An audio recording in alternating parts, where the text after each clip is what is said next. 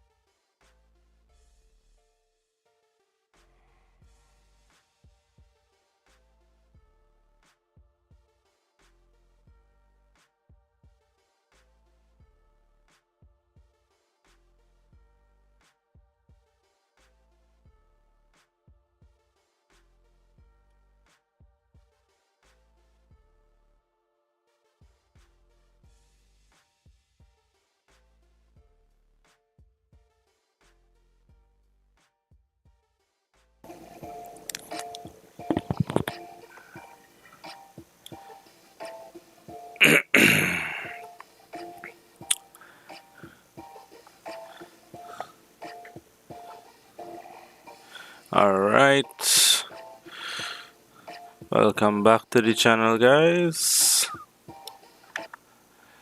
So, yeah, we was having a little technical difficulties this morning.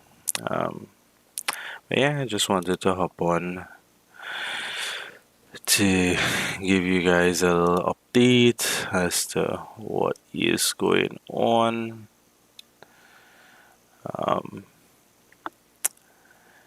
Yeah, haven't used this PC in a while, so yeah, I'm not sure how the stream is looking. Hopefully, it's looking good on you guys' ends. So let me just check here and see.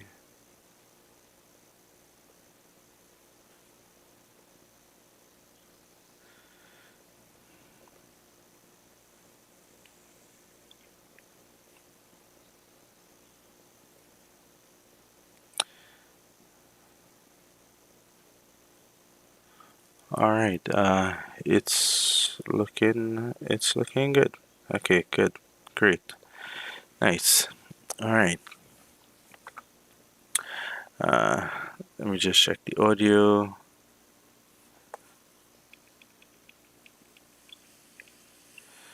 Make sure the audio is coming through clearly.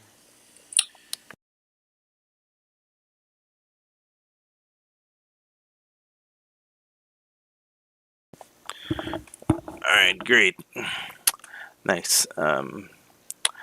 So let's get into this price action, shall we? Um, so basically, as we was looking at the charts yesterday, we was looking for BTC to come up into this area of supply, which we did this morning. And I told you guys yesterday that I was anticipating taking a short from that level, and I did actually take the short. So it's currently playing out. So if we go down to a lower, well, actually, let's stay on the 4-hour chart. Right. So the 4-hour is going to close in approximately an hour, 1 hour from now. And what we could possibly see happening is that there was liquidity being generated at this high, and that was basically inducement on this supply zone. So there was a lot of shorts being taken in this area, and price came up and stopped all these guys out, and then proceeded to, well, if it closes in the next hour below this level, then what we would have is a SFP, or swing failure pattern. So yeah, basically a liquidity grab into the supply zone for a move back to the downside. Now I did enter when it is we came up here, and I saw confirmation. So let's go down to the 2-hour time frame and see what we have going on.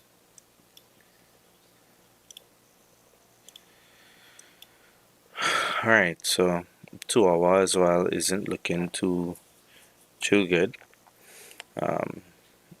If this confirms in an hour, we could have a nice SFP for a move back down.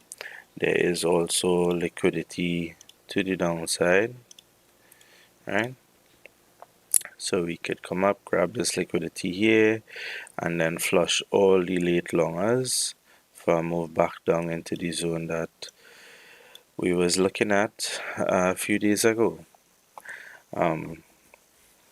So like I was explaining in my previous videos was that we would have taken the short once we came up into this area of interest, and we was looking to take the short down to this level. However, there is an area of demand in this range, in this zone here, so we could possibly come and this area of demand could hold. So this here will be my take profit 1.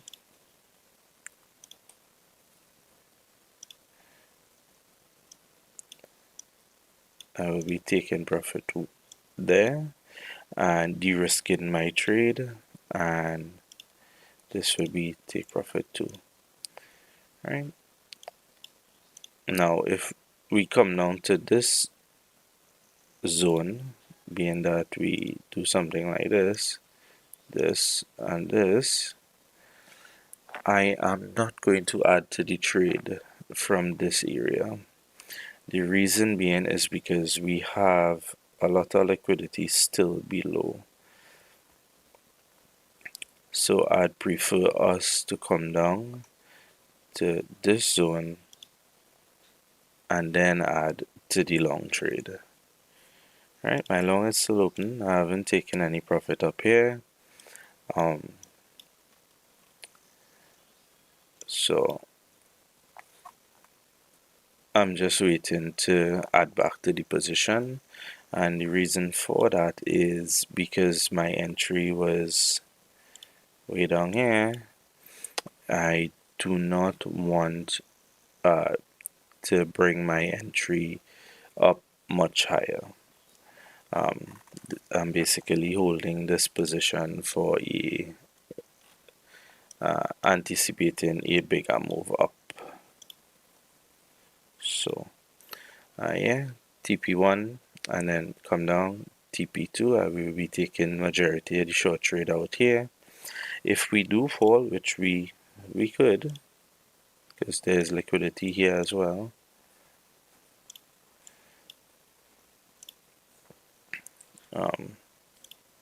Then I expect for us to come down to take out this low. So, but given where this price came down to, and we got a bounce from, I'm not really anticipating for price to come down to these levels. So my real area for adding to my long position would be this area here. Right, so that's it for the long and short basically. Yeah, this is a good trade. If it is you was looking at the videos a few days ago, you could have taken it. It's a 2.45 risk to reward trade, so you're risking about 0.99% to make 2.4%. So it's a good risk to reward. Usually a 2-to-1 or a 3-to-1 is a good trade. So yeah, I'm happy if this plays out. In these markets, anything is possible. So yeah, it could also, like I said, it could also come down and take everybody out that was long, and basically take the lows again. Another thing I wanted to look at is, let's see, if we pull a volume profile for the entirety of this range here, what we could see is that price came up to the POC. So this was another reason for me being interested in the short from this level, because we have a supply zone, which is a key area of interest, which is also in confluence with the point of control of the range. And let's see if we pull a fib where this fib will land. So if we pull a fib from the last high to the low, it's within the 786 level. I don't really use fibs that much, so we would ignore that. But yeah, that's your confluence there. So we came up to the POC, and that's where we gain a nice little rejection from. Once we could stay within this range, that will be great. So um, ideally, what I am anticipating to happen is that we had this move up, and then we had another move up, SFP. So that means we should take this low out and then higher. Right, so what we did here is that we changed structure back bullish. So we created a high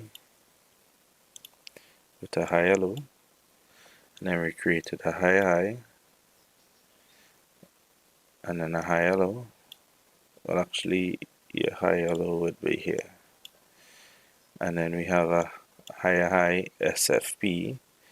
So ideally, the target for the SFP would be this level here.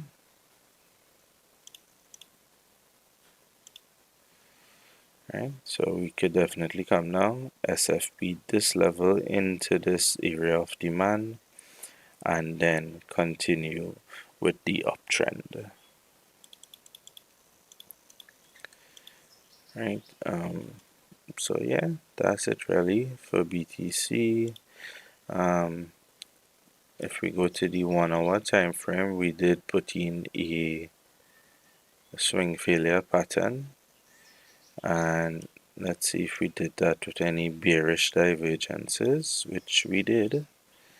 So if you're using the market cipher indicator, you would have seen this, and that would indicate to you that it's a possible short. Right, so you have price making a higher high, momentum making a lower high, and your money flow is also coming out making a lower high. That's for the 1 hour time frame.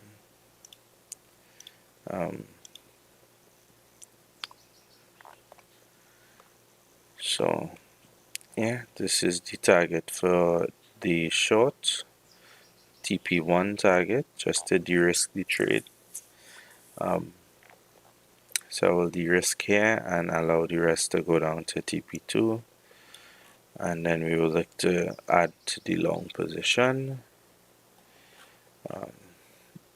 Basically that's it for BTC. What I anticipate I see happening is that once we start to come above 119,000, that is where we're going to start actually doing the short squeeze, and we're going to start coming for all this liquidity here. All this liquidity is what we would be coming for. So this should be a pretty fast move up, and then we should see the all-time high being taken out, and we'd look for our next target at around 130,000. If you don't know why 130,000, just go back to the last live stream or the one before that, where I explain why it is I'm looking for 130,000. So yeah, oh well. So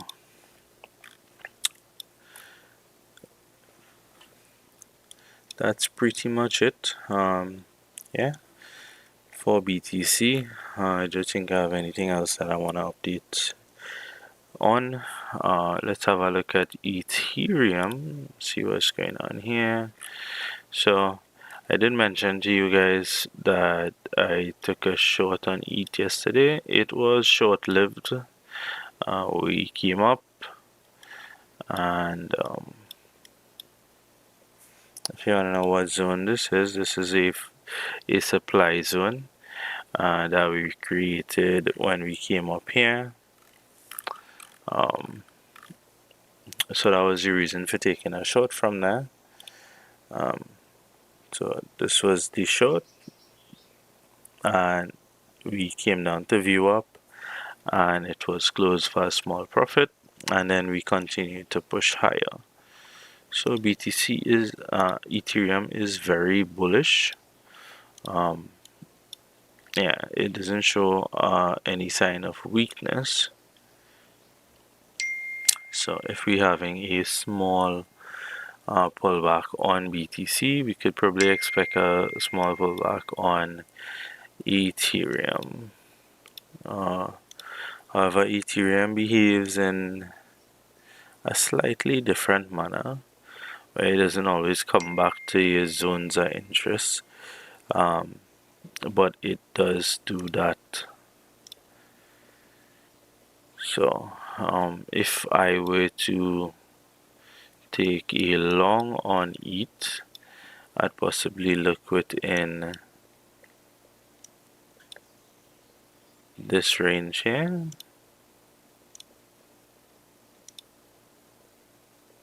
For long, so within the $4,000 level, and see if there's anything there that we could take along from. So, alright. Yeah, the only thing I'm seeing is this.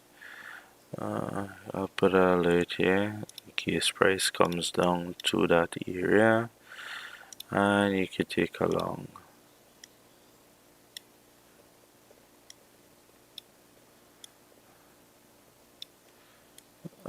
I presume the all-time high is close by.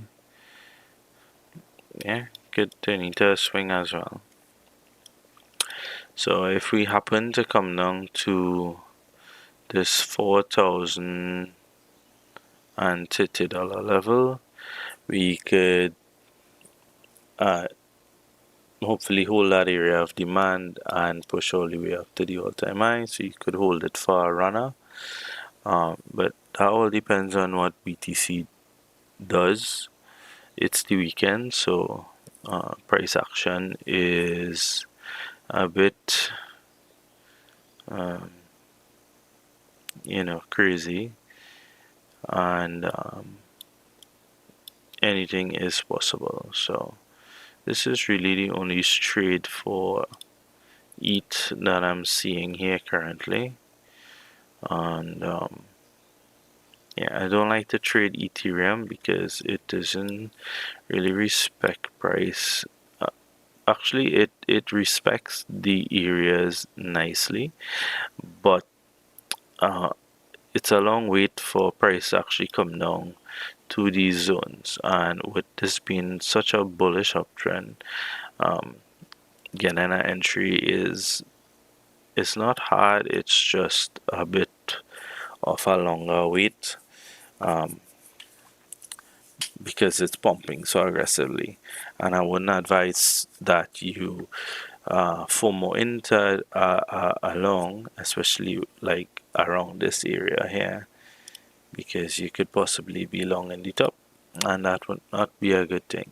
So yeah, you could wait for it to form some form of range and then try and get along when it does that. So for instance, let's see how it is you could possibly get into along on BTC on Ethereum. Let's go down to say the 1 hour time frame, and let's look at this zone here.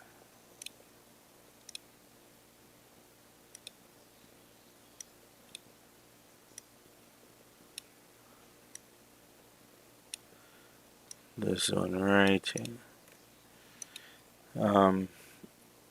It was basically ranging for a bit, so you could have tried to look for a entry from this zone, and you come down to smaller time frames to see what there possibly was. Let's drop down the layer a bit. So let's see what we have going on here. So price came down and then flipped back. So this way you had your breakout structure. If you see, price never came back down to mitigate this zone. So we continued to pump. So getting an entry there would have been a bit difficult. Let's see what we have going on here. Let's try a 15-minute market structure.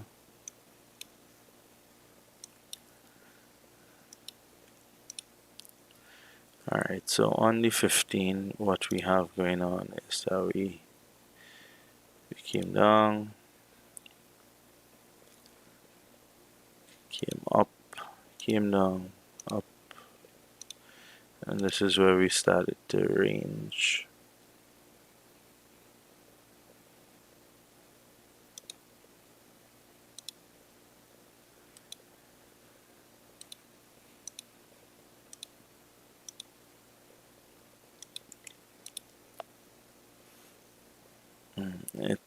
It's not the nicest looking thing, is it? Yeah. So that's what I'm saying. It's a bit tricky to get in properly. Yeah, you're gonna have to wait for some key levels to actually show themselves before you get in. Wait for it to do a range like this. I'd probably do some more analysis on Ethereum when it is we start coming back a bit. But let's say, for instance, you like this area here. There's an area of demand, and yeah, this could possibly hold as a place to take along from. What other confluence do we have up here that it's a good place to take a trade? That is it.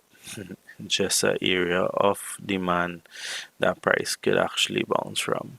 So yeah, I'd be cautious with ETH and altcoins. They are a bit more tricky to trade than BTC.